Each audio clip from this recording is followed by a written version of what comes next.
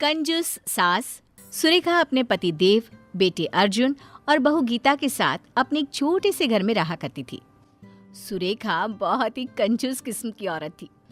ऐसे ही एक दिन सुरेखा हाथों में सब्जी का थैला लेकर मार्केट जाने लगती है। तभी उसका पति देव सुरेखा से कहता है, अरे भाग्यवान, बाजार जा रही हो तो कुछ पतंगे ले आना, कल मकर संक्रांति है ना। तभी वहाँ सुरेखा की बहू गीता भी आ जाती है और वो अपनी सास से कहती है, और माँ जी साथ में दही, चूड़ा, गजक, रबड़ी, मूंगफली ये सब भी ले आना। पता नहीं कैसा पति, बहू और बेटा मिला है, हर समय पैसे को उड़ाने की सोचते रहते हैं। ये नहीं कि कुछ पैसे बचा लो और इन फिजूल के खर्चों को कम करो। अरे बहू, इन सब चीज की क्या जरूरत है, घर में बनाए तो है तिल के लड्डू, उन्हीं से काम चल जाएगा। ये बोलकर सुरेखा मार्केट जाती है और मार्केट से आते हुए देव और अपने बेटे के लिए कुछ पतंगे खरीद लेती है। घर आने के बाद कितने पैसे खर्च हुए सुरेखा उन सभी का हिसाब करने लगती है। तभी अर्जुन वहां आता है। माँ, पापा ने आपको पतंग लाने को कहा था ना, उनमें से कुछ पतंग देना तो। मैं पापा के साथ ऊपर पतंग उड़ाने जा रहा हूँ। अरे पर बेटा, वो पतंग तो तेरे पापा ने मकर संक्रांति के लिए मंगवाई थी, इसलिए कल ही उड़ाना, आज रहने दे। माँ, आपकी ये कंजूसी करने की आदत कभी नहीं जाएगी। आप मुझे पतंग दो, कल के हम कल देख लेंगे। मार्केट में पतंग खत्म नहीं हुआ है, अगर कम पड़ेंगे तो हम और ले आएंगे। अर्जुन के बोलने पर ना चाहते हुए भी सुरेखा को पतंग देना पड़ता है और अर्जुन कुछ पतंग लेकर छत पर उड़ाने के लिए चला जाता है। थोड़ी देर बाद उनके दरवाजे पर उनकी पड़ोसन सुमित्रा आती है और सुमित्रा गीता के हाथ में कुछ तिल के लड्डू देती है। जिसके बाद गीता भी किचन में से कुछ तिल के लड्डू एक टिफिन में पैक करके सुमित्रा को देने के लिए जाने लगती है। तभी सुरेखा रसोई में आ जाती है और गीता के हाथों से टिफिन लेकर बोलती है, अरे बहू, ये क्या कर रही है? टिफिन भर के लड्डू देना जरूरी है क्या? अब सुरेखा टिफिन के सारे लड्डू निकालकर उसमें बस एक लड्डू रखकर टिफिन गीता को वापस कर देती है। आप ठीक है, ले आप जाकर ये टिफिन सुमित्रा को दे दे। पर माँ जी, उन्होंने हमें इतने सारे लड्डू दिए और हम उन्हें ये एक लड्डू देंगे, अच्छा थोड़ी ना लगेगा। अरे तो क्या हो गया, उनके घर में भी तो लड्डू बने हुए हैं ना। और अगर इसी तरह टिफिन भर भर के तू पड़ोसियों को लड्डू बांटने लगेगी तो सारे लड्डू खत्म हो जाएंगे। फिर तेरे ससुर और तेरा पति दोनों कहेंगे, लड्डू तो तुमने दिया ही नहीं, अब हम अपने स्टाफ को क्या दें? इसलिए इतना ही काफी है, जा आप दे दे। एक काम कीजिए माँ जी, ये लड्डू आप खुद ही सुमित्रा आंटी को दे दीजिए, मैं नहीं जाने वाली। ये बोलकर गीता वहां से चली जाती है और सुरेखा खुद जाकर सुमित्रा को तिल के लड्डू का टिफिन देती है। सुमित्रा टिफिन देखकर हैरान हो जाती है और मन ही मन खुद से कहती है, इस कंजूस ने आज टिफिन में लड्डू दिया है, जरा टिफिन खोलकर देखूं तो। जैसे ही सुमित्रा टिफिन खोलकर देखती है, उसमें एक लड्डू देखकर सुरेखा से कहती है, अरे बहन, इतने सारे लड्डू देने की क्या जरूरत थी। अब एक काम करो, ये लड्डू भी तुम ही रख लो, ठीक है? मैं चलती हूँ, हैप्पी मकर संक्रांति। सुमित्रा सुरेखा के हाथों में लड्डू का टिफिन देकर वहां से चली जाती है। जिसके बाद सुरेखा अपने कमरे में जाकर पतंगों को गिनने लगती है। तभी देव वहां आ जाता है। सुरेखा, जल्दी से कुछ पतंग दो ना, मेरी सारी पतंग कट गई है। क्या? सारी पतंग कट गई? अरे तुम दोनों बाप बेटे पागल हो गए हो क्या?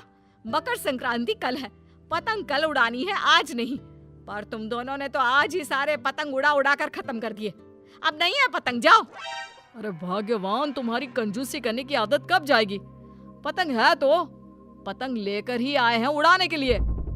हाँ तो पर कल उड़ाना ना पतंग। अब अर्जुन को भी नीचे बुला लो, खाना खाने का समय हो गया है वैसे भी। जिसके बाद सुरेखा के कहने पर देव अर्जुन के साथ नीचे आता है और सब खाना खाने बैठते हैं। खाना खाने के बाद गीता सबके लिए तिल के लड्डू लेकर आती है और सबको 2-2 तिल के लड्डू दे देती है। ये देखकर सुरेखा अपनी बहू से कहती है, अरे ये सारे लड्डू आज ही खत्म कर देगी क्या? पहले तो सुमित्रा के लिए इतने सारे लड्डू पैक कर दिए और अब सबको घर में बांट रही है। अरे मकर संक्रांति कल है, कल कुछ नहीं करेगी क्या?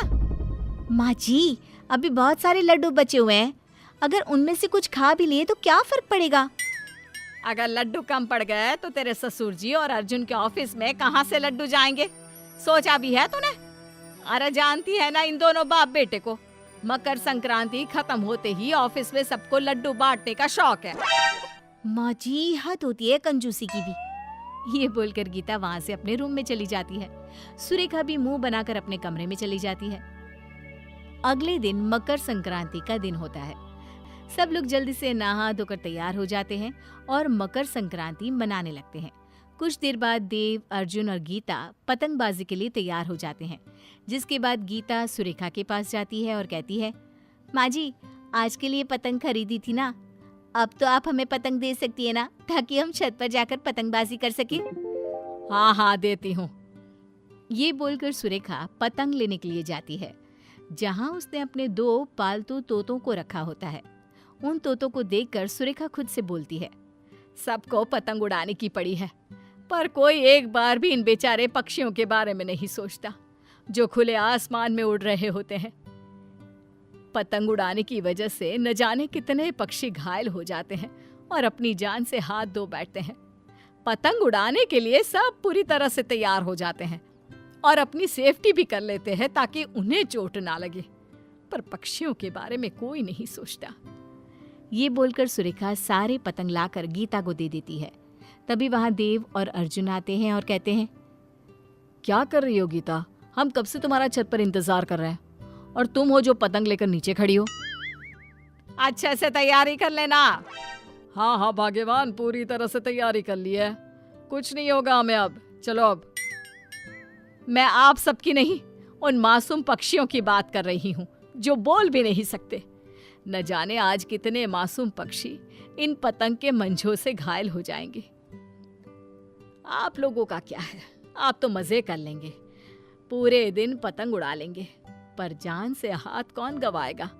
ये पक्षी, आप लोगों को एंजॉय करना है, पतंग उड़ाना है, जाओ जाओ भाई आप। सुरेखा की बातें सुनकर तीनों हैरानी से एक दूसरे को देखने लगते हैं और फिर पतंग नीचे रख देते हैं। गीता अपनी सास से कहती है, माँ जी, आपने सही कहा, हमारी वजह से आज के दिन पता नहीं कितने निर्जीव पक्षी घायल हो जाते हैं, वो अपनी जान से हाथ गंवा बैठते हैं। आपने आज मेरी आंखें खोल दी। मैं आज ये पतंग नहीं उड़ाऊंगी, बाकियों को उड़ाना है तो उड़ा सकते हैं। सुरेखा, तुम भले ही कंजूस हो, पर आज तुमने हम सबको एक बहुत अच्छी सीख दी है, इसलिए आज से हम लोग भी पतंग नहीं उड़ाएंगे और ऐसे ही मकर संक्रांति मनाएंगे। सही कहा पापा, हम हमेशा अपना मज़ा पहले सोचते हैं, लेकिन कभी उस मज़े में किस तरह इन बेजुबानों को नुकसान पहुंचा रहे हैं वो नहीं सोचते। पर आज के बाद ऐसा नहीं होगा। जिसके बाद गीता, देव और अर्जुन पतंग नहीं उड़ाते और उसकी जगह परिवार के साथ समय बिताना, छत पर बैठकर दूसरे लोगों को देखना और पड़ोसियों के साथ गप्पे लगाना, गेम्स खेलना और इस तरह दिन का मज़ा लेना जारी रखते हैं।